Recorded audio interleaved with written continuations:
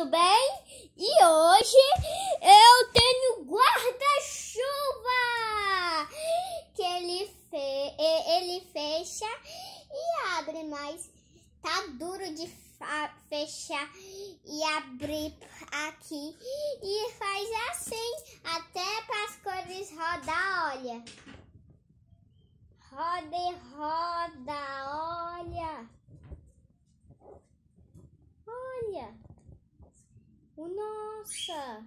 Gente, é muito legal. Gente, olha só, gente. É assim, tipo assim. A gente não pega sol, aí a gente não pega. Isso daqui é pra não pegar sol. Olha que legal. Eu só queria te mostrar. Agora tem outra coisa.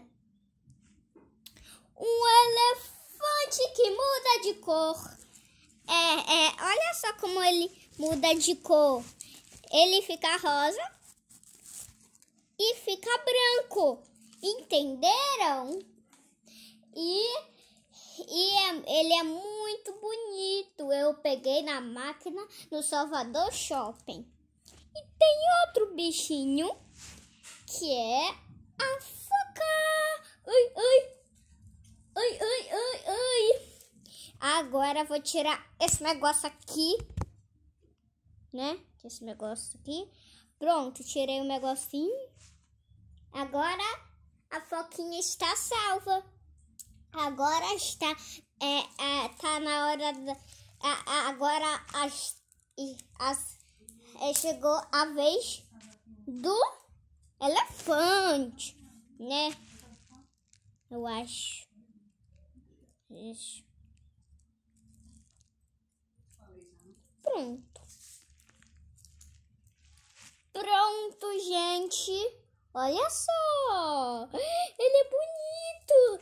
Gente, deixe o canal da Liana e aperte de sininho e vermelho aqui embaixo e meu Instagram. Tchau, tchau, tchau. Até a próxima vídeo. Tchau, tchau, tchau. E dá os beijos. E dá o tchau, tchau. Até a próximo vídeo. Eu vou embora, tá, pessoal? Tchau.